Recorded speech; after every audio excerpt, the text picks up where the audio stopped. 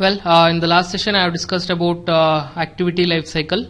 I will brief it once again. See, whenever you open an application, it means whenever you open a page in an Android application, it means when you launch the activity, the first method which is called is onCreate method. In this method, the activity will be created and it is added to the activity stack. If you consider you are opening a activity A, then in the onCreate method, the activity A will be added to the activity stack. Okay. After that, onStart will be executed. In the onStart, activity will be started. It means all the components are visible to the user. All the UI components are visible to the user. And after that, onResume will be executed. After execution of onResume, the activity or the page is completely visible to the user and user can interact with the page. It means activity is in running state. Okay. Now after that, if you want to navigate to any other page, okay, suppose if you want to move to page B or activity B, then onPass will be called on activity A. Means your activity A is passed. Then in your activity B, again onCreate method will be called. Okay, it means activity B will be created and it will be added to the activity stack. Then onStart will be created, activity B will be started. Then onResume, it means activity B is completely visible to the user and user can interact with activity B. It means if activity B is completely visible to the user, then activity A is completely invisible to the user. It means in activity A, onStop will be called. Okay, so after that your activity B will be in the running state. Now if you want to come back to activity A from activity B, then you will click on the back button. At that time in activity B, onPass will be called. It means your activity B will be passed and it will come back to activity A. In activity A, instead of calling onCreate method, it will call onRestart method. Why? Because if you call the onCreate method, once again it will create activity A and it will add it to the activity stack. But already we have the activity A here. You need not to create it once again. So that's why it will call the restart method. It means if you have any data that has been stored in your onCreate, that will be restored in your onRestart method. Okay.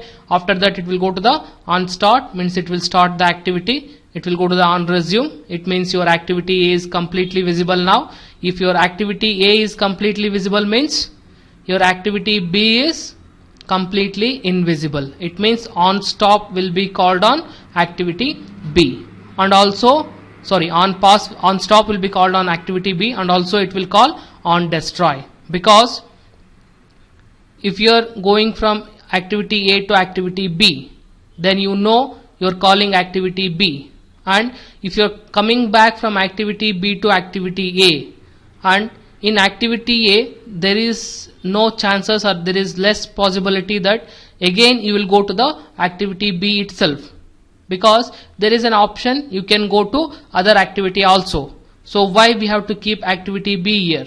So that's why it will remove the activity B. So that's why whenever you're coming back from activity B to activity A, onDestroy will be called and your activity B will be removed from the activity stack. Okay. So after onDestroy, your activity A will be in the running state. And you have one more step here. So whenever there is a shortage of resources, it means whenever your application exceeds the memory limit, or whenever your activities are like your activity stack is overflowed, then at that time your Android system will try to close the application. It means your Android system will force your application to close. Okay, so it means it will clear all the resources which are related to your activity, and once again it will launch the onCreate method, or it will once again launch the activity. Okay, so it will happen whenever there is a shortage of resources. It means every Android application will get certain amount of memory. So if it exceeds that memory limit, then Android system will close that application, and it will release all the resources which are attached with that application. Okay, and also it will relaunch the activity. So this is about your activity life cycle. These are the theory concepts. Now let us see how to see this activity life cycle in coding. Okay, so I will demonstrate using code. So for that, let us create one new application here. Go to file, select new option, create Android project. Okay, I will name it as activity lifecycle.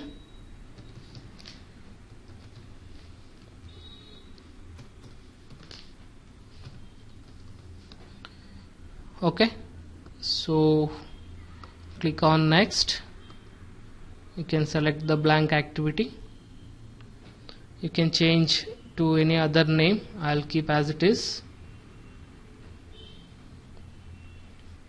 So here is your activity lifecycle application. Zoom it. Okay, here you have text view. I will delete that. Okay, instead of that I will add one button here, because if you want to demonstrate activity lifecycle, you need two activities or two pages. Okay, so here I will change this button ID, edit ID. I will give it as button submit. Okay, you can change the text on the button also. Edit text. I'll make it as submit. Well, so this is your UI design. Now if you want to create one more page, what are the basic steps you have to follow? You have to select the layout, right click, go to new option, create or select Android XML file. Okay, I'll give the name as page 2. Select any layout, click on finish. So here is your page 2. I will add one text view here, and I will change the text. I'll make it as page 2. If not, I'll show the text as this is page 2. Okay, so now create the Java class. Select the package, right click, go to new option, select class. I will give the name as page 2. Click on finish. Okay, your page 2 has to extend the activity class, and it should contain on create method.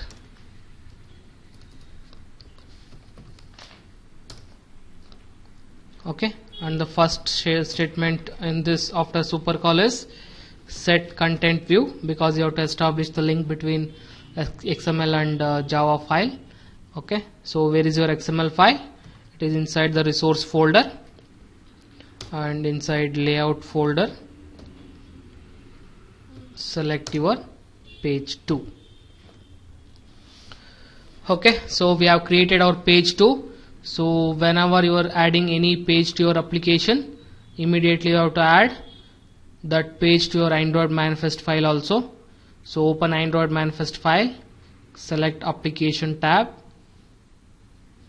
Okay, go down, you have the option called as add. You have to add the activity, select that. So it will ask for the name, so browse.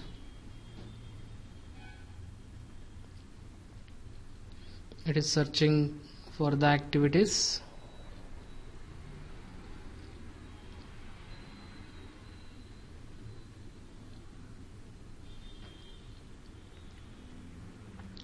Okay, so here is your page 2. Save the changes,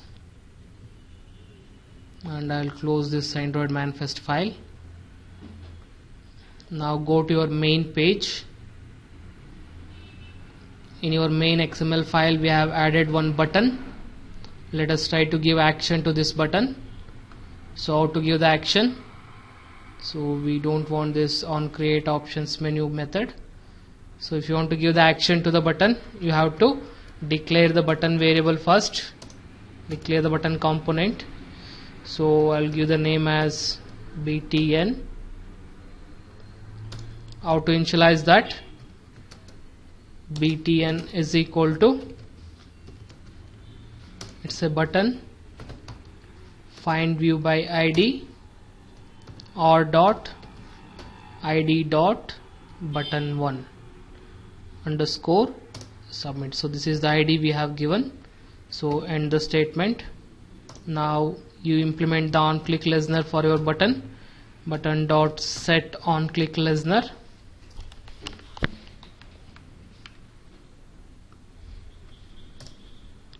Okay, use new on click listener. You have to import the on click listener, import it here, end the statement. Okay, so when user clicks on this button, it has to navigate to page 2. So for that you have to use the intents. So intent I is equal to new intent. Okay, here you have to pass the source address and destination address. What is your source address? It is main activity, your current page dot this. Then your destination address is page 2 dot class. Okay, so start the activity now. Start activity, pass intent I, end the statement. So now when you click on the button, it will navigate to page 2. Okay, so now our intention is we have to demonstrate the activity lifecycle here. So for that, go to your main, we are in main page. So what all the methods we have to add? Check it out here. We have to add on create, on start, on resume, then on pause, on stop, then on destroy, and also we have to add on restart method. Okay, so now let us add all these methods to your activity. So already we have added on create method. So now after that you check, okay, till here you have the on create method. So below that start adding on start method. Okay, type on start, it will show the options, you can select that. Then after that you have to add on resume, then you have to add on pause method. Well, after that you have to add on stop,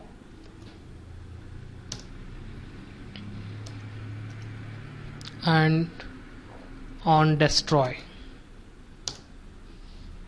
Okay, we have one more method, that is on restart. So these are the methods which we have to add. So now how you will understand which method has executed first and which method has executed in the last. If not, what is the flow, what all the methods have been executed when you open the page. So for that, let us add some messages to these methods, so that whenever the control goes to that method, it will show one message. Okay, so to display the messages, Android provides one option. If not, it's having one class called as log. You can use that. So inside your on create method, I will add the log method, log message. For that, use log class dot I. Okay, using this you can display the messages. So this tag is nothing but if not your log, it accepts 2 parameters. Okay, so tag you can make it as where you want to display the message, and message is nothing but which message you want to display.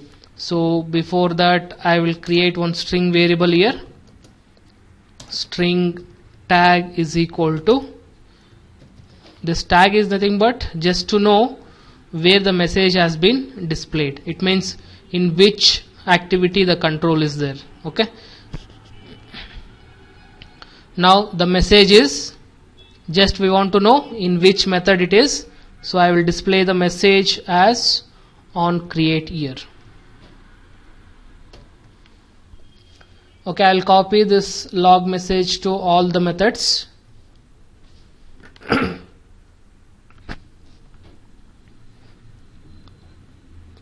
Okay, so I'll copy it here.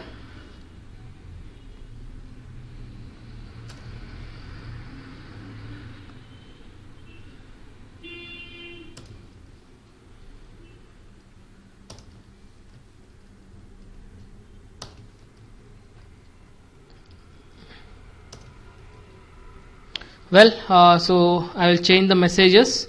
If control goes to the on restart, it has to display the message as on restart.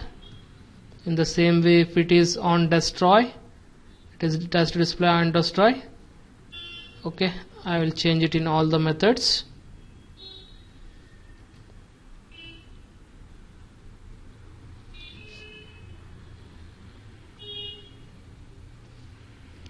On resume,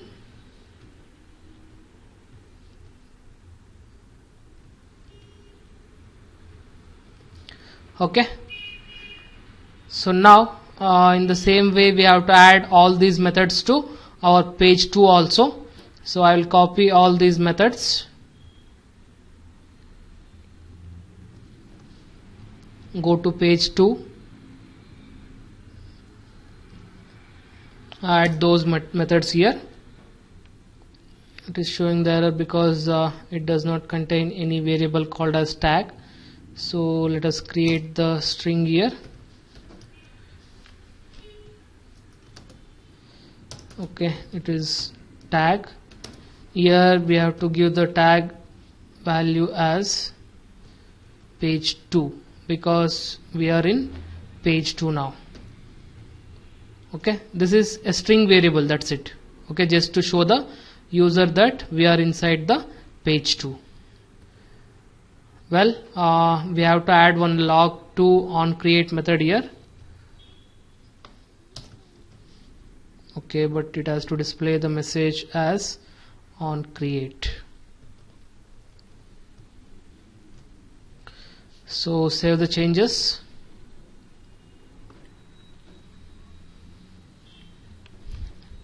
Well, everything is fine. So now let us start running this application. So select the application, right click, run as, run configurations. You have to select, browse and select the application. It is Activity Lifecycle, and you have to select the target. Always prompt to pick the device, apply the settings and click on run button. So let us check it out. Okay, it is asking select your emulator. Okay, let us check it out what is happening here in the console. Well, it is installing Activity Lifecycle application. You can run the emulator.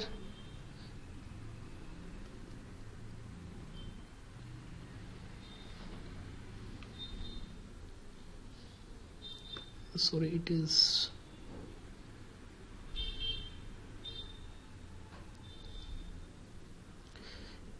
okay. Actually, we have opened other application. Here is our application, Activity Lifecycle. Okay, so I'll open that. So when I open this application, you can check the logcat here. Logcat is a tool where you can see the log messages. Okay, so you can check it out here.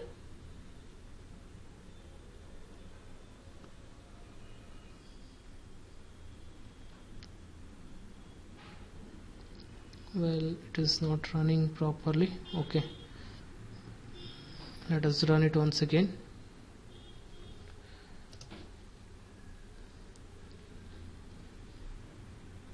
Go back. Okay, just clear your logcat, select the application, run it.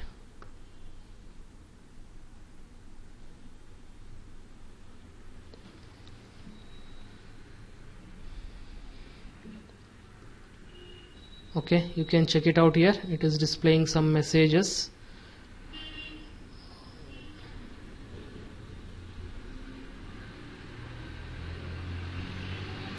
Well, so here is your filter for your log. Okay, I will discuss about all these filters later. So as of now, look at here, your application has been launched, and here you can see the messages in the main activity. First time when the application is opened, in the main activity it is displaying on create method. You can check it out. This is your page, your application, your main page. So in that, when it opened, it is displaying on create in the main activity. After that, it is displaying on start, then on resume. It means whenever the activity is opened, the first method which has been called is on create. After that, on start will be called, then on resume will be called. After on resume, the activity will be in the running state. Now click on submit button.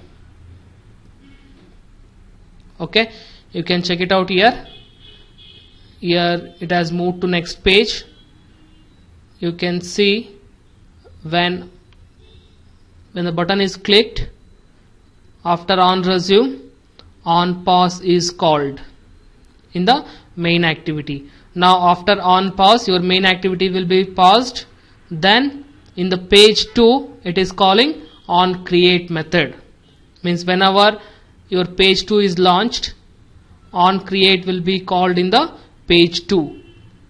Now after that, on start will be called in page 2, then on resume in page 2.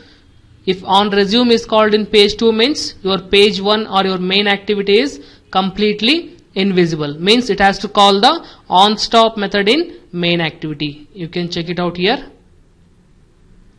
On stop is called in main activity. After on resume in page 2, on stop will be called in main activity. Okay, now your page 2 is in running mode. Okay, now if you want to come back to main activity, if not your page 1, so what you will do, you will click on back button. So check out here. So when you click on the back button,